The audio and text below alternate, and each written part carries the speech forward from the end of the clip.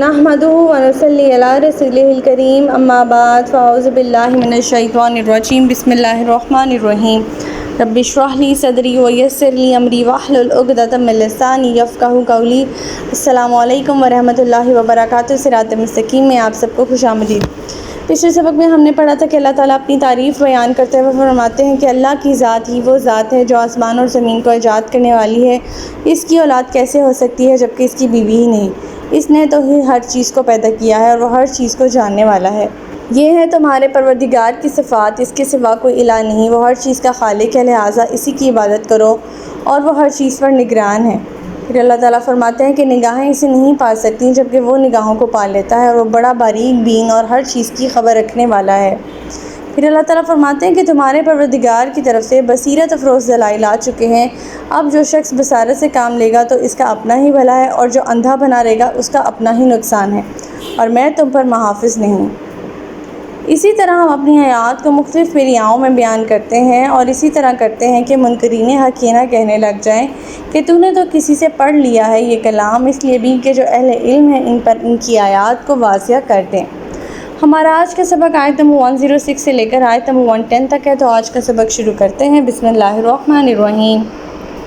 इत्तबि मा उहिया इलैका मिर रब्बिका ला इलाहा इल्ला हुवा वअरिद अनिल मुशरिकीन।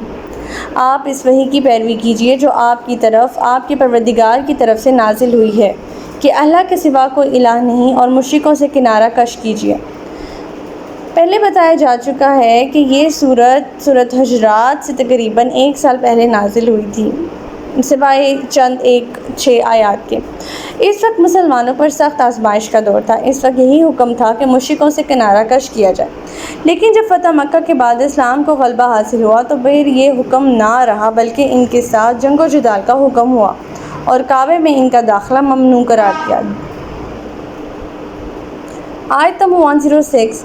वलौ शाअल्लाहु मा अशरकू वमा जअलनाका अलैहिम हफीज़ा वमा अंता अलैहिम बिवकील।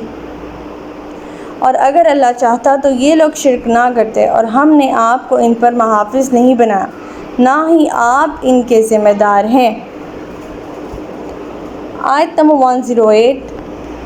वला तसुब्बुल्लज़ीना यदऊना मिन दूनिल्लाहि फयसुब्बुल्लाह अदवम बिग़ैरि इल्म कज़ालिका ज़य्यना लिकुल्लि उम्मतिन अमलहुम सुम्मा इला रब्बिहिम मर्जिउहुम फयुनब्बिउहुम बिमा कानू यअमलून।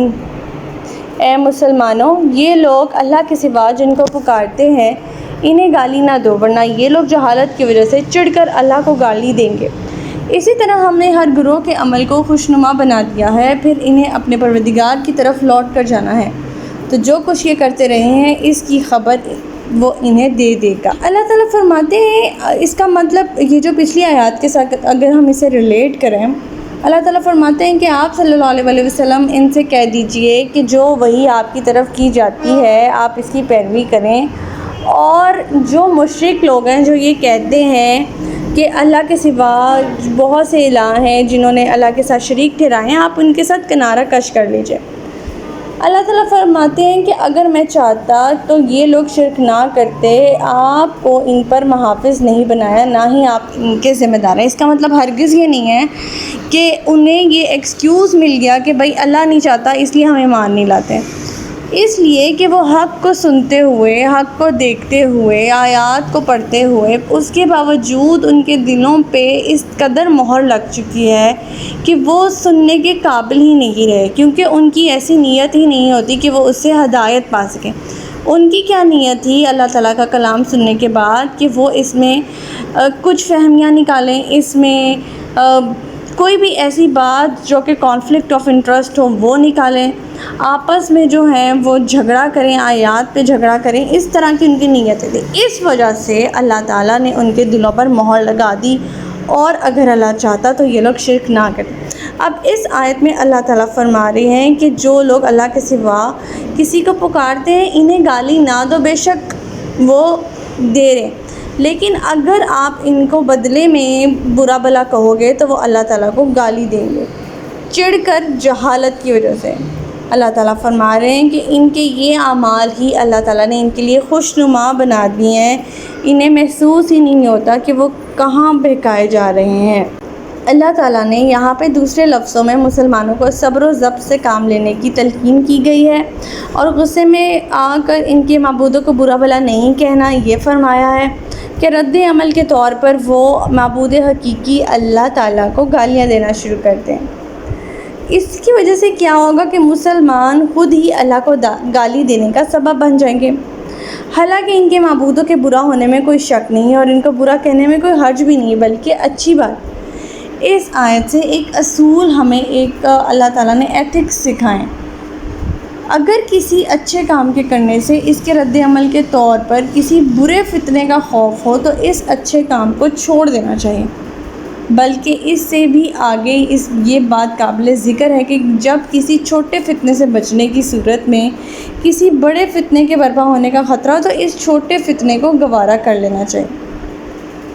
اب اس کی مثال ہم اس طرح سے لے لیتے ہیں کہ کچھ مسلمان جو ہیں وہ اپنی ایمان کی کمزوری کی وجہ سے ہجرت نہیں کرتے اور مشرکین مکہ کے پاس ہی پناہ لے لیتے ہیں۔ جب ان مشرکوں کو مسلمانوں سے جنگ ہوتی ہے تو مشرک ان سے ہجرت نہ کرنے والوں کو اپنی فوج کے آگے کھڑا کر دیتے ہیں۔ اب اگر مسلمانوں کی فوج ان مسلمانوں کو مارے تو ان کے قتل کے مجرم بنتی ہے، نہ مارے تو سارے مسلمان مرتے ہیں۔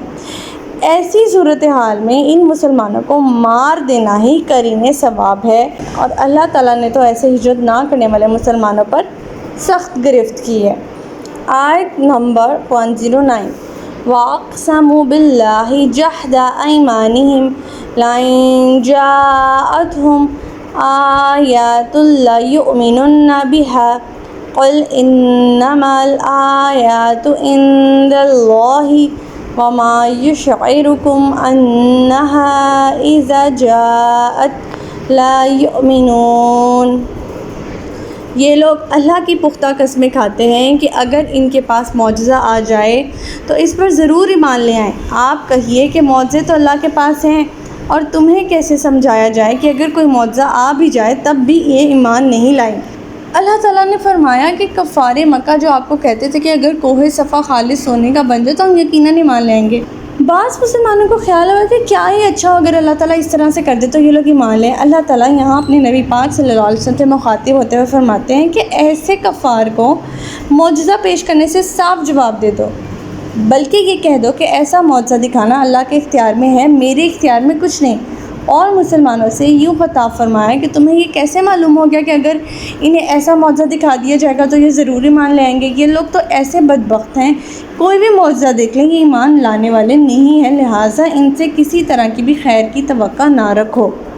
آیت نمبر 110 وَنُقَلِّبُ أَفْئِدَتَهُمْ وَأَبْصَارَهُمْ كَمَا لَمْ يُؤْمِنُوا بِهِ أَوَّلَ مَرَّةٍ وَنَذَرُهُمْ فِي طُغْيَانِهِمْ يَعْمَهُونَ۔ اور ہم ان کے دلوں کو اور ان کی آنکھوں کو ایسے پھیر دیں گے جیسے وہ پہلی بار بھی اس قرآن پر ایمان نہیں لائے، اور انہیں ان کی سرکشی میں ہی بھٹکتے چھوڑ دیں گے۔ یعنی اگر یہ لوگ معجزہ دے کر ایمان لانے والے ہوتے تو قرآن پاک خود ایک معجزہ ہے، جس میں کھلے کھلے چیلنج کے باوجود یہ سب مل کر ایسی ایک چھوٹی بھی صورت پیش نہیں کر سکتے۔ اگر ہم مزید انہیں کوئی معجزہ دکھائیں گے تو بھی ان کی یہی کیفیت ہوگی، یہ ایمان لانے والے نہیں ہیں۔ اللہ تعالیٰ کے اختیار میں ہے کہ وہ اسباب کے نتائج پیدا کر دیتا ہے، لہٰذا نتائج کی نسبت اللہ تعالیٰ کی طرف سے بھی ہو سکتی ہے اور عمل کرنے والوں کی طرف سے بھی، اور قرآن میں یہ دونوں صورتیں موجود ہیں۔ اللہ تعالیٰ فرماتے ہیں کہ ہم انہیں ان کی گمراہی میں ایسا بھٹکتا چھوڑ دیں گے اور وہ اپنی سرکشی میں بڑھتے ہی جائیں گے، کیونکہ وہ پہلی بار بھی اللہ پر قرآن پاک پر ایمان نہیں لائے۔ اس طرح سے اللہ تعالیٰ انہیں کر دیں گے۔ تو ہمارا آج کا سبق یہیں تک تھا۔ اللہ تعالیٰ سے دعا ہے کہ اللہ تعالیٰ قرآن پاک کے احکامات پر ہمیں عمل پیرا ہونے کی توفیق عطا فرمائے۔ اللہ پاک ہمیں ہدایت دے کہ جس کے بعد گمراہی نہ ہو۔ ربنا لا تزغ قلوبنا بعد إذ هديتنا وهب لنا من لدنك رحمة إنك أنت الوهاب سبحانك اللهم وبحمدك نشهد أن لا إله إلا أنت أستغفرك وأتوب إليك۔ السلام علیکم ورحمۃ اللہ وبرکاتہ۔